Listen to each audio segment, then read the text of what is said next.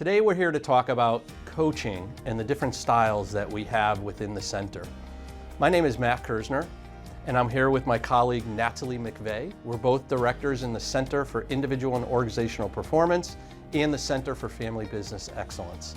And we want to thank you for joining us today. Natalie, thank you for being here with us. Great to be here. Thank you. So tell us about the different styles of coaching and what we offer. Absolutely. You've probably heard about coaching. It's a ubiquitous term. It's out there everywhere.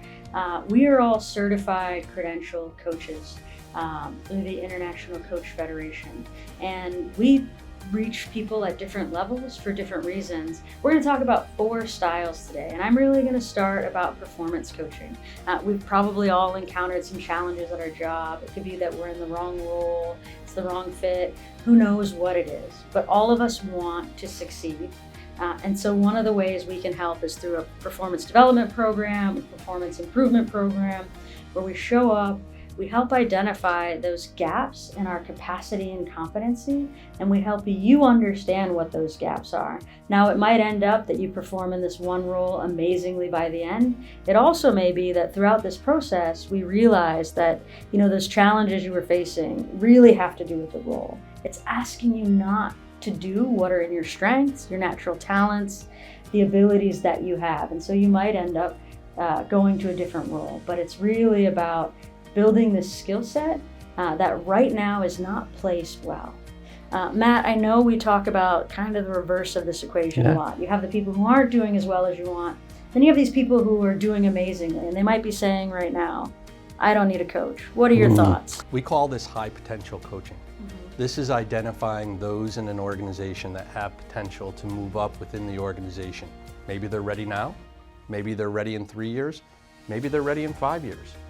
We offer opportunities to teach them goal setting, introduce them to some stretch assignments, and then through bringing some awareness in how they're sensing their environment as they're going through these, stretch assignments and goals, we can absolutely help think through the challenges and where they want to go. It's creating that path of progression for individuals based on their own potential.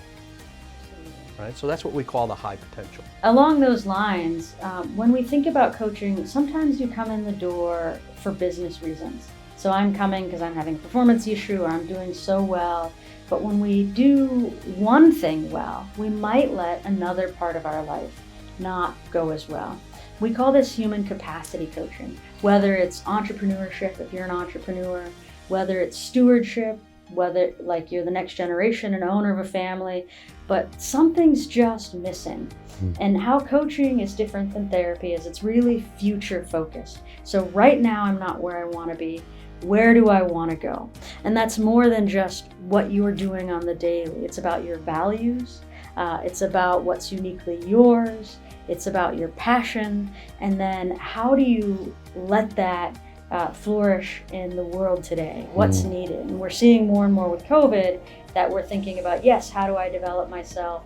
But we might be only focusing on one subset. So this is where, if you want to bring in things with your marriage, your family relationships, that really shows up. And I think the 4th one is what we call transitional coaching. And this is where I think of a CEO, a C-suite, or anybody that's going to transition to their next phase of their life.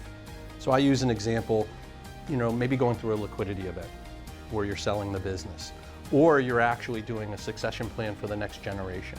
We already talked about getting coaching for high potentials, which could be that family member getting in. But what about the resistance that the owner or the CEO has about letting go? Because they're really nervous of the unknown of what happens after, we'll call it retirement. So what we can offer is we can offer some plans or processes of what does that next day after retirement looks like.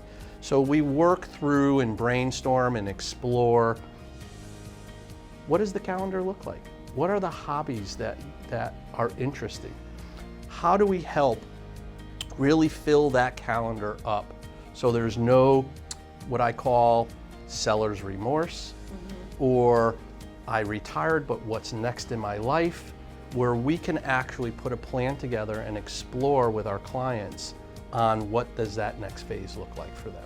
And I mentioned we're credentialed through the International Coach Federation. They release an annual report that it talks about how your bottom line increases if you're an executive when you're doing coaching, how most people get an increase in their pay rise, in their roles, and coaching really pays for itself. I think the lowest statistic in that book was an over 45% ROI.